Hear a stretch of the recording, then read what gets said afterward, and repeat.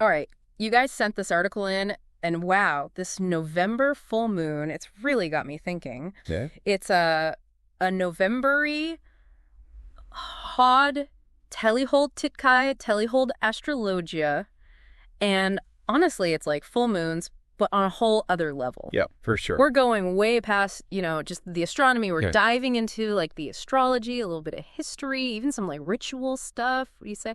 Ready to unpack all this? Yeah, let's get into it. Okay, so full moons, I mean, we all know, like basically the sun's shining on the full face of the moon. Yeah. But this article, it's like it connects it to way more than just like, ooh, pretty moon tonight. Right. So astronomically, what even makes them special? Well, they're kind of like, astronomically speaking, like punctuation marks in the whole lunar cycle. Okay. So it's a moment of completion.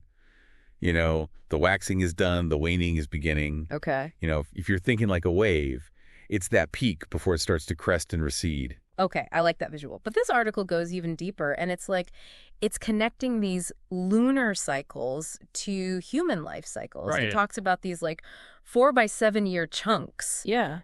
From childhood all the way to being elderly. What do you think about that connection? Well, it's super interesting. Scientifically, there's not like hard proof that humans develop in these exact 7-year cycles. Right.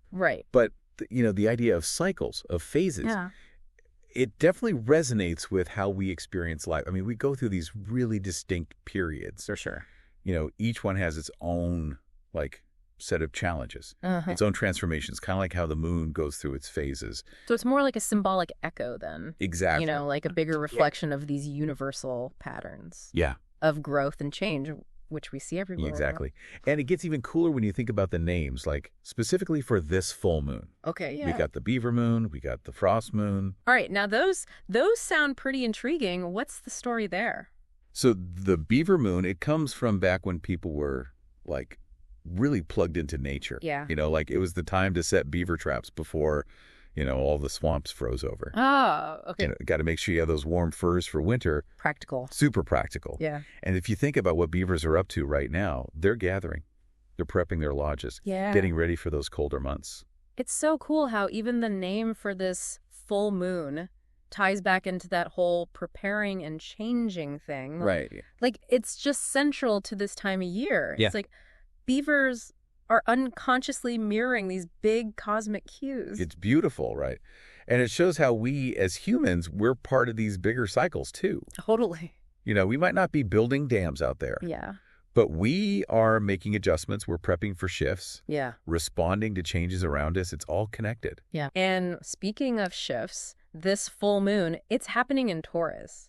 Can you give us like the astrological rundown? What kind of vibes are we working with here? Okay, so Taurus is an earth sign, super grounded, practical energy. Okay. Like think stability, security. Okay. Those good old-fashioned values of hard work, Uh-huh. resourcefulness. Yeah. But Taurus also has this sensory element, Ooh. like a love for the good things in life. I like that. It's not just about building a solid foundation. It's about enjoying what you've built. So it's almost like the beaver enjoying that cozy, warm lodge after all the work is done. Exactly.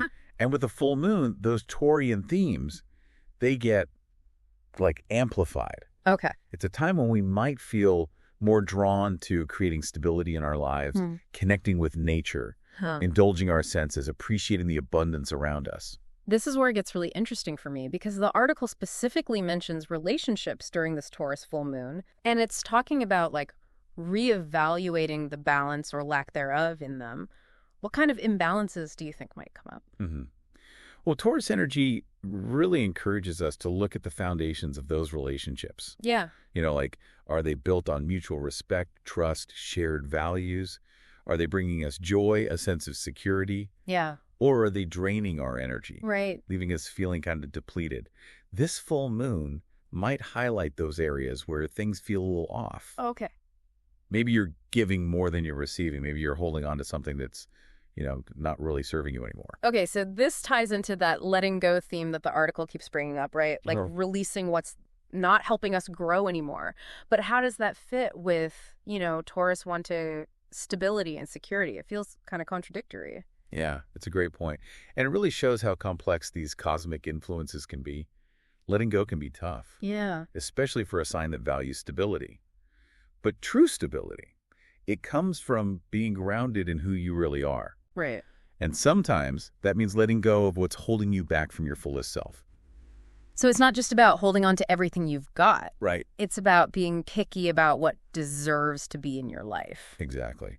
And this full moon could be like a push to make those tough choices. Makes sense.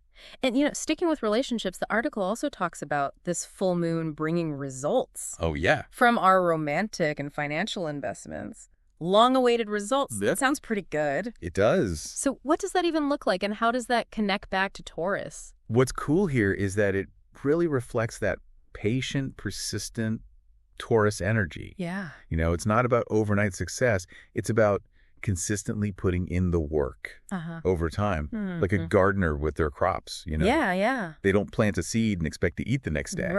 Right. It takes time, dedication, and care for those seeds to actually sprout, grow, and bear fruit. So with this full moon, maybe it's our time to harvest, so to speak. Exactly. It's a time to celebrate what you've created, recognize your progress, enjoy those rewards. Okay.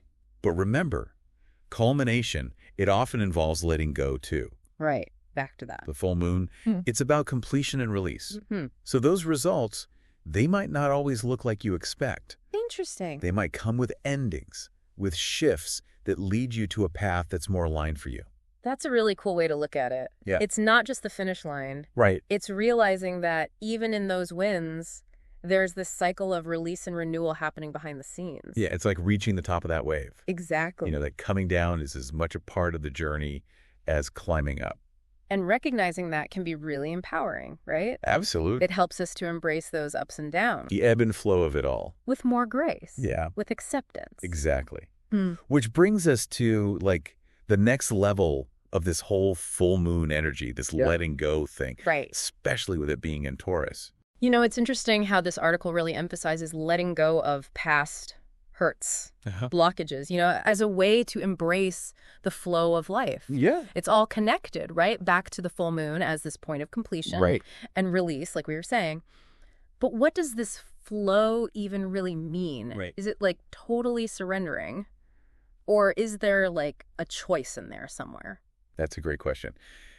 It gets to the heart of how we actually work with these cosmic energies. Okay. Flow isn't about just floating along. It's more like aligning yourself with the current. Okay. Like a good sailor, right? Yeah. Adjusting their sails to catch the wind. Yeah. It's recognizing what you can control and what you can't, and then making choices that work with that bigger movement. So it's this balance between surrender, but also action. Exactly. Yeah. Knowing when to push and when to, yield. Right. This full moon could be a good time to think about where you might be, gripping too tight. Yeah. Or resisting how things naturally want to go. It's like trying to swim upstream. Exactly. And the current's pushing you the other way. And you can fight it. Yeah. But it takes a ton of energy. Right. And you might not end up where you really wanted to be anyway. Okay, so we're letting go, we're finding that flow, but how do we actually DO that? The article mentions rituals, like the old school ones. Yeah. With fire, water, symbolic stuff. What's the point of those? Rituals have always been a part of human cultures. Yeah. For centuries. They're often markers of big transitions. Shifts in how we see things. Think about it. Birthdays, graduations, weddings. We make them special with rituals. Totally. Full moon rituals, especially ones about letting go. Right. They can be a really strong way to consciously take part in this natural cycle, releasing and renewing. So taking those ancient practices and bringing them to today, what are some modern ways people can engage with this beaver moon energy? Oh, so many options. Some people like journaling, write down what you want to let go of and then burn the paper. Oh, wow. As a way to symbolize the release. Okay. Others connect with water. Yeah. Taking a bath, spending time by a river, a lake. Meditation's always powerful. Yeah. For going inward, setting intentions. If you were to create a ritual for this beaver moon, what would it be about? That's a good one. For me, I think it'd be about creating a sense of peace. Okay. And quiet maybe lighting candles, some essential oils. Oh, nice. Spending time just reflecting. It's a time to honor that cycle of completion. Right. And prepare for the inward journey that winter often brings. I love that. Like intentionally creating a space to sync up with those rhythms. Exactly. Natural rhythms. And remember, rituals don't have to be complicated. It's the intention that matters. For sure. Even just taking a mindful walk in nature under the full moon, that can be powerful. Yeah. The key is to be present, open to whatever comes up. So it's finding what works for you. Exactly. And making the ritual your own. Make it personal. So for someone listening right now, what's one piece of advice you'd give them about this beaver moon energy? Something they can apply in their own life. I think the biggest thing is to just be aware of the cycles. Okay. Both inside yourself and in the world around you. Huh. This beaver moon reminds us the letting go isn't weakness. Right. It's a part of growing and renewing. It's about trusting that flow of life and making choices that are good for you, really good for you. And maybe taking a page from the Beaver's book, right? Absolutely. They're all about building, preparing, trusting their gut. They're wise little creatures. Yeah. They remind us to be resourceful, work with the cycles, trust our ability to build a good life for ourselves. We've covered a lot in this deep dive. Astronomy, astrology, rituals, even some beaver wisdom. What are the big takeaways for our listeners? The biggest one is this. Full moons, they're not just pretty things in the sky. They are powerful moments in this ongoing cycle of growth, release, renewal. This beaver moon, it's asking us to look at what we need to let go of. To make room for what's really meant for us. And that letting go can be in so many parts of life, right? Oh, yeah.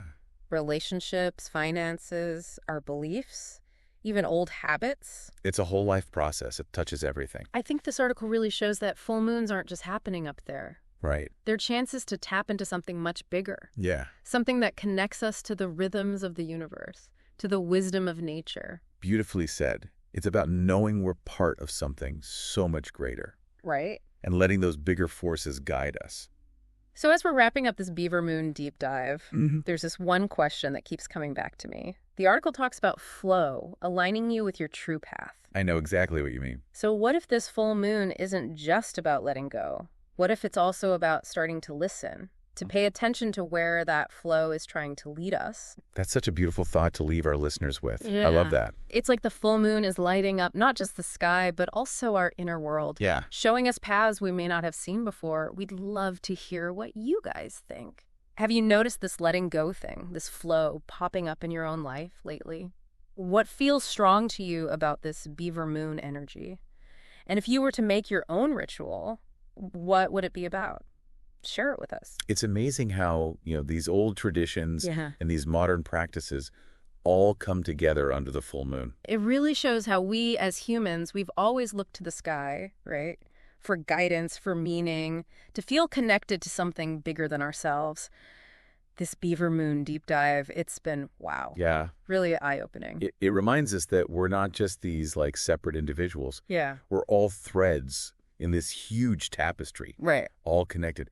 And these cycles, the full moon, they give us chances to tap into those connections. So it's not just about letting go of what's not working anymore. Right. It's also about being open to, what's trying to come in. Exactly. It's about aligning ourselves with that flow of abundance, of growth, of possibility. And maybe even taking some inspiration from the beavers as they get ready for what's next. Yeah, always be prepared. This has been such a great conversation. Thanks for sharing your insights with us. My pleasure. And to everyone listening, we hope this deep dive has gotten you thinking. Maybe sparked some introspection, even brought a little magic into your life. Remember, this full moon is a time for release, renewal, aligning with that true self. So take a moment, look up at the night sky, breathe in that energy, and let go of whatever's holding you back. Until next time, keep exploring, keep asking questions, and keep diving deep.